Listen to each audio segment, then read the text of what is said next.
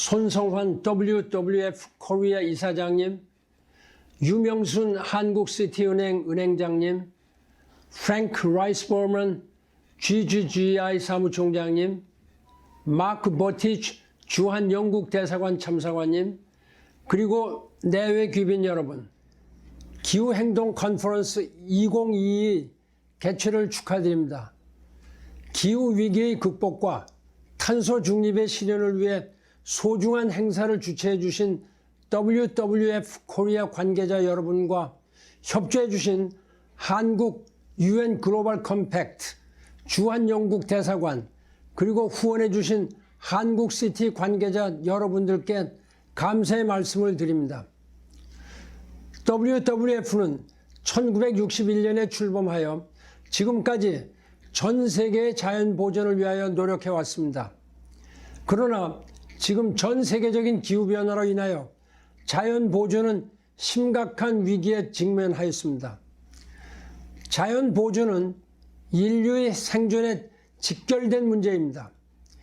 이 문제가 해결되지 않으면 인류는 더 이상 생존이 어렵게 될 것입니다. 따라서 기후변화에 대한 대응이 전 인류적인 과제가 되고 있습니다. 여러분들 모두 잘 아시는 바와 같이 인류는 19세기 중반부터 산업혁명이 시작되었고, 이는 인류에게 물질적인 풍요를 가져다 주었습니다. 하지만 이 과정에서 심각한 환경 파괴가 발생했고, 무분별한 탄소 배출로 인해 지구온난화와 기후변화가 초래되었습니다. 환경과 자연의 파괴로 야생동물의 서식지가 사라지게 되었고, 야생동물과 인간의 접촉이 많아지면서 전에 없던 바이러스가 창궐하게 되었습니다. 2003년 사스에서 이번 코로나19까지 21세기에 발생한 바이러스는 거의 모두 인간과 동물의 공통 감염병이라는 특징을 가지고 있습니다. 기후변화에 대한 대응이 이루어지지 않으면 코로나 팬데믹과 같은 현상은 다시 발생할 것입니다. 기후변화는 또한 수많은 기상이변을 낳고 있습니다. 지난해 여름 중부 유럽, 특히 독일과 벨기에를 강타한 폭우와 홍수는 전례가 드문 규모였습니다. 독일의 홍수는 1000년 만에 가장 큰 것이었다고 합니다. 이러한 기상의 변화는 앞으로 더욱 빈번해질 것이며 자연 생태계를 변화시키고 농산물과 물 부족 현상을 더욱 심화시키게 될 것입니다. 이와 함께 앞으로 100년 내에 제6차 대멸종이 일어날 것이라는 종말론적 예측도 나오고 있습니다. 지구상에 있는 모든 종의 70% 이상이 사라지게 된다는 것입니다. 이처럼 기후변화는 모든 방면에서 인류의 생존을 위협하고 있습니다. 그래서 저는 유엔 사무총장 10년 재임 기간 중 인류의 지속가능 발전을 위한 토대를 만들기 위해서 전력을 기울였습니다. 그 결과로 2015년 9월 유엔은 지속가능 발전 목표 Sustainable Development Goals를 만장일치로 통과시켰으며, 나아가 기후변화 대응을 위하여 기후협약 체계를 추진하였습니다. 마침내 2015년 12월 12일에 프랑스 파리에서 기후변화 협약이 체결되었습니다. 지속가능 발전 목표 SDGs는 인류를 가난과 질병으로부터 벗어나도록 하여 인간으로서 존중받을 수 있는 삶을 살 수 있도록 하는 것입니다. 그러나 지속가능 발전 목표는 기후변화에 대한 대응이 없으면 아무런 의미가 없습니다. 기후변화는 지속가능 발전의 기본 전제입니다. 따라서 파리 기후협약에서는 산업화 시대 이후 기온 상승을 섭씨 2도 이하로 낮추되 가능하면 1.5도 이하로 낮출 것을 권했습니다.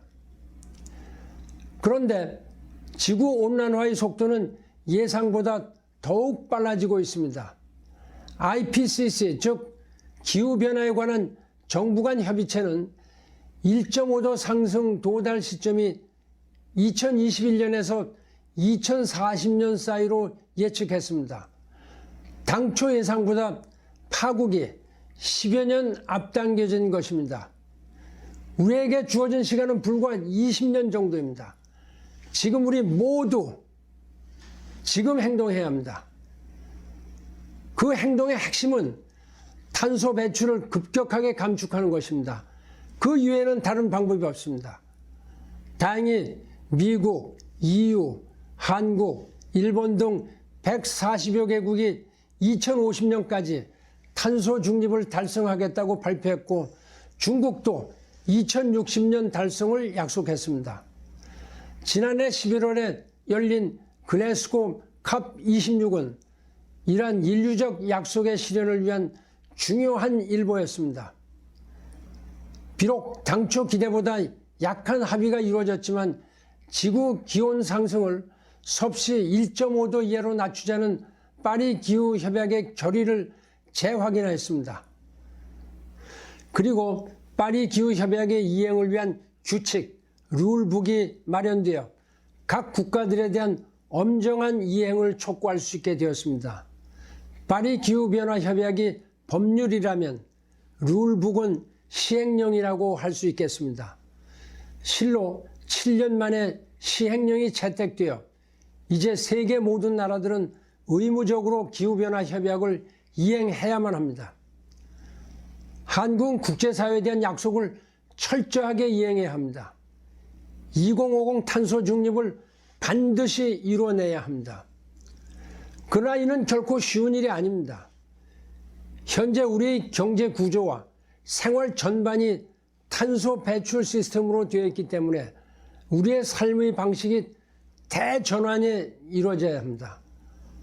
이러한 미중유의 대전환을 감당하기 위해서는 국민과 함께 험난한 여정을 이끌어 나갈 수 있는 정치 지도자들의 결연한 의지가 가장 중요합니다. 지난 3월 9일 새로운 대통령이 선출되었습니다. 앞으로 새 대통령은 새로운 정치적 의지로 탄소 중립을 실현하기 위한 의지를 보여주셔야 합니다. 새로 당선된 대통령을 포함하여 2050년까지 6명의 대통령이 똑같은 의지를 가지고 탄소 중립 2050을 실현시켜야만 합니다. 존경하는 내외 귀빈 여러분, 저는 오래전부터 원전 없이 탄소 중립은 불가능하다고 주장해 왔습니다.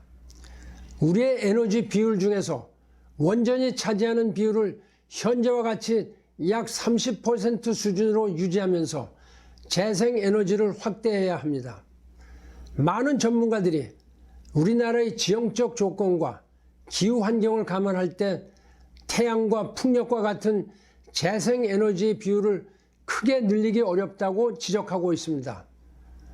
또한 전기 1kW를 생산하는데 태양광은 57g의 탄소를 배출하지만 원자력은 단 10g의 탄소를 배출합니다. 전문가들의 의견을 들어야 합니다. 유럽연합도 원자력과 천연가스 발전을 친환경 녹색 분류 체계인 그린 텍소노미에 포함하는 규정을 제안하였고 별 문제가 없으면 내년 1월 1일부터 발효하게 됩니다. 이러한 점들을 신중하게 고려하여 5월 9일 출범하는 새 정부는 새로운 탄소 중립 로드맵을 작성해 주시기를 바랍니다. 합리적이고 과학적인 에너지 계획만이 탄소 중립을 가능하게 할 것으로 믿습니다. 탄소 중립에서 정치 지도자들의 역할이 못지않게 중요한 것이 기업인들의 역할입니다. 탄소 중립은 1차적으로 에너지와 산업의 대전환을 요구하는 것이기 때문에 재생에너지 자원이 풍족하지 않고 제조업 중심인 우리나라 기업에게는 큰 난관을 초래할 것입니다. 우리 기업계는 우리 정부가 2030년 감축 목표를 40%로 발표한 것에 대해서 너무 높다는 반응을 보이고 있습니다. 하지만 우리 기업들도 이제 탄소 중립 외에 우회로는 없다는 것을 인식하고 적극적으로 참여해야 합니다. 탄소 중립은 기업들의 생존을 좌우하게 될 것입니다. 유럽연합은 탄소 집약도가 높은 산업을 대상으로 2026년부터 탄소 국경 조정 제도, 즉 CBAM, Carbon Border Adjustment Mechanism을 시행하기로 했고 2035년부터는 내연기관 자동차의 판매도 금지할 예정입니다.